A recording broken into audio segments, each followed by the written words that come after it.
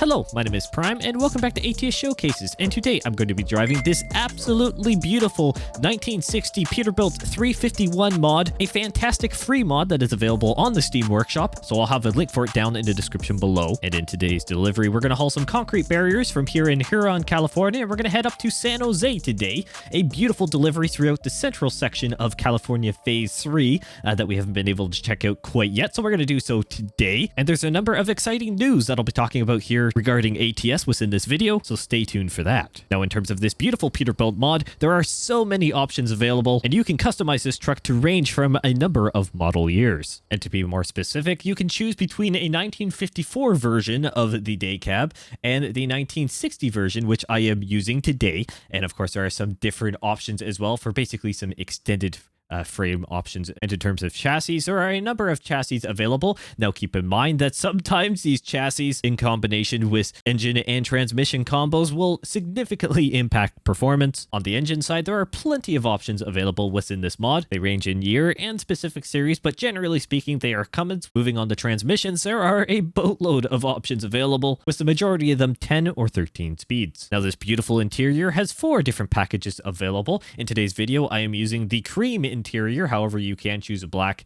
brown, or green. And in terms of colors, there are plenty of default colors available, plus a few very tasteful paint design options as well, and some metallic ones to round out the list. And now the exterior options, what we all know and love. There are plenty of options ranging from adding chrome, paint, or leaving stuff standard or like a brushed steel essentially around this truck. Everything from the grille to the air intakes, even down to the lights and the little guards essentially that go underneath them, bumpers, rear fenders, various exhaust and muffler options. This truck from front to back pretty much has it all, and it is absolutely fantastic to try and customize. Now there isn't as much on the interior to customize, however it is absolutely beautiful in here, as I briefly mentioned earlier, and you can change a few things from the steering wheel, GPS device of some sort. I have added a cell phone for today's video so I don't get lost. And of course, you can add some of your accessories around the truck, from on the dash to on the seat as well. You can help make this truck your own. So overall, a fantastic mod, and once again, a free mod that I would highly recommend you check out. So without further ado, let's go ahead and get this Pete 351 started up and get on the road.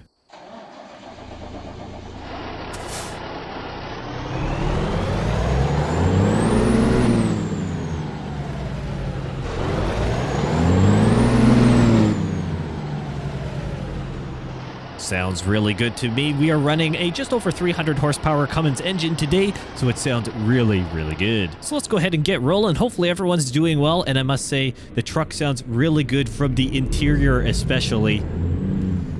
The sound mods included within this truck are really good, I must say. I am highly impressed. We got to roll out of here.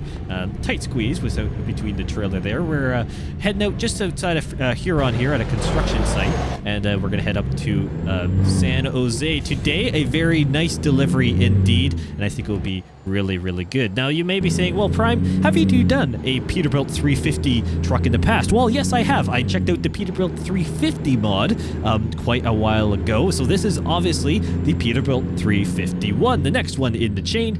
And yes, I've modeled this technically after the 1960 variant, or at least 1960s, as there are obviously kind of a range of options and years that you can kind of class this or try and configure this off of. The 350 mod I checked out a while ago, which you can check it out, is on the channel. You can find it pretty easily. I drove that one as I believe it was a 1949 or 1950, somewhere in there kind of model year version. Obviously this being the 1960 is a nice change there, a little bit newer, but I must say, beautiful truck. I love this paint job that this is actually one of the skins that are available that comes with the mod, and I just customized the color a little bit, blue and white, put the double stacks on it. I think it looks really quite good. So over here in the California rework phase 3 here today, obviously checking out kind of the central area, which we haven't done before, looks really quite good. However, you may be saying, well, Prime, why are you back here in California? Well, that is because we have had a huge piece of news come out, or at least in my opinion, that California rework phase 4 is now on the horizon pretty soon, actually. Now, we knew this was coming. I'm not going to, play dumb or anything. We knew that California rework was on the way. There's no surprise there.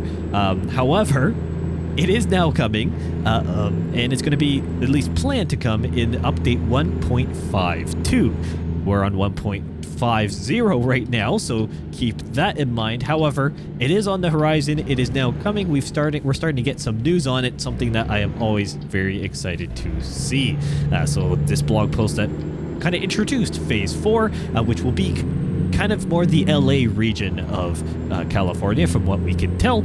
Talked about Santa Maria and, of course, Oxnard. So that was very interesting indeed. And, of course, California, or I guess US 101, technically not California route, US 1. Well, I guess it's complicated, okay? There's a lot of CA Route 1s and US 101s. There's a lot of routes that kind of get interchanged with each other, and they kind of intermingle at times across the state. But point is, it's going to be really cool to see how that coastline around the kind of the Malibu area, how that one develops, because that will be a big talking point, obviously. We're going up the hill. The truck is working hard, working very hard indeed. Now, hopefully, I have chosen a correct transmission and engine combo and chassis combo today. I do not know if it shifts here. We're in good shape. If I keep revving this thing out, I may not have. I don't know. We must keep in mind that, oh my word, we have a trailer collapse over here. Just before I continue on here with what I was going to say. Well, that's not good. The Walmart trailer is now in a 2. That's not good. Point is, this truck mod is incredibly realistic with the engine pairings, the chassis type, and the transmission as well. So if you happen to, well, select wrongly, you may be limited on speed more than you should. Now, fortunately, we're here in California, so the speed limit is 55, and I can do 55s as we're just about doing here right now. Not foot to the floor, but pretty high up. Now, we are revving this truck pretty hard, and I have a feeling I may have not chosen the correct transmission. However, I didn't think I changed anything much off of default, but I guess the other aspect to keep in mind is that this is a, you know, not a crazy high-powered vehicle, just over 300 horsepower, obviously pulling a fair bit of weight today. Not a crazy large flatbed trailer. Well, it's 40,000 pounds. It's quite a bit of concrete barrier, so I have to give it some credit there. But we are just, you know, 10 speeds. That could be a factor as well. Maybe I should have gone to 13 speed, but saying that, I don't know if it adds more gears on the lower end or if it adds it higher end. It's the way it is. That's fine. Honestly, I think it's just really cool to be driving this truck, and we have to keep in mind the age there and the kind of, well, the idea of the truck as well. I'm driving this because I think these more classic trucks are really neat, and I've definitely done better here today than the last time I did this kind of series of mod was the 350, where I believe I could only cap out at like 45 or maybe 50 miles an hour, not 55. So at least we can get up to the speed limit, which is always good. So we gotta make our way towards San Jose, which very nicely the sign outlines. So we're gonna make our way over to the exit here. Let's try some engine brake.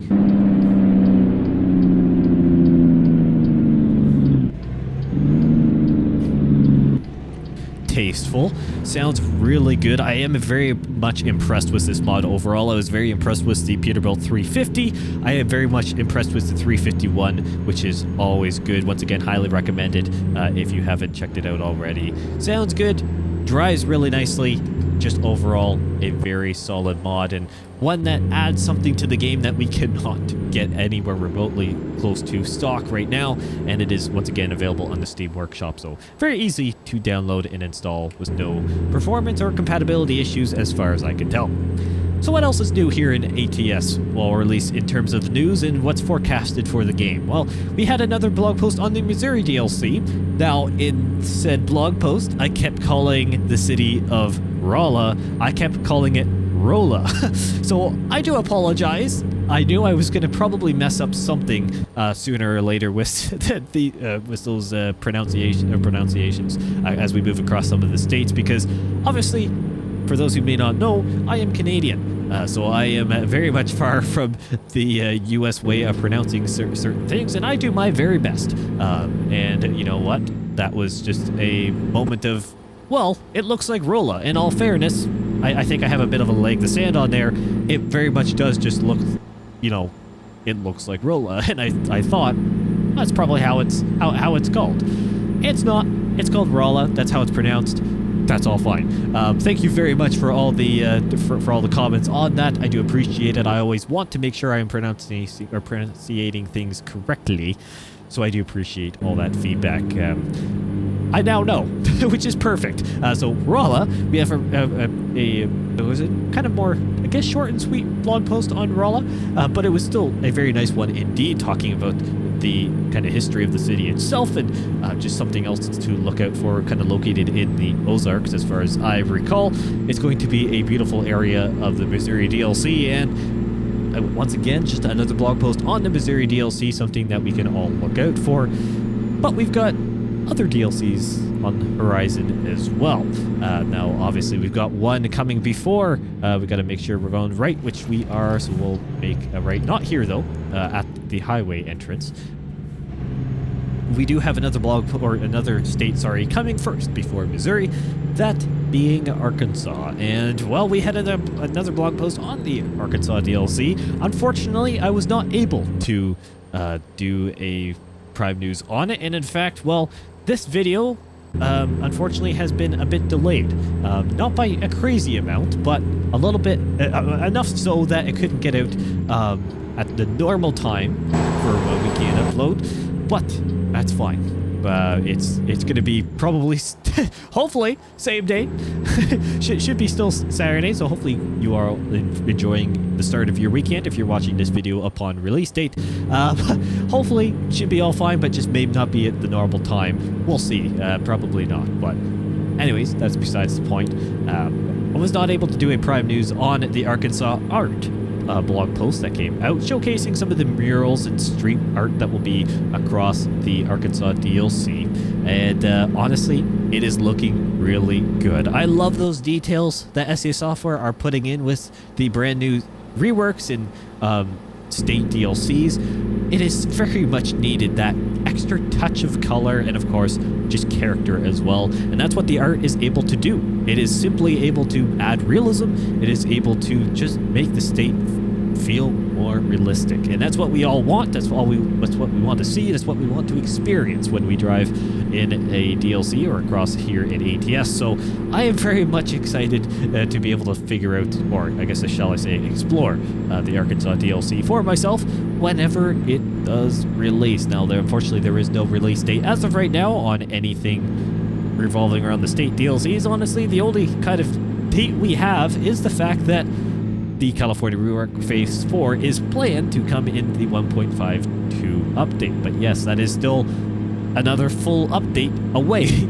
So it's just a matter of time, I guess, until we get some release date confirmations on Arkansas, as it is coming next, then Missouri, and then we have Iowa. So that is going to be very neat indeed to see how this all plays out.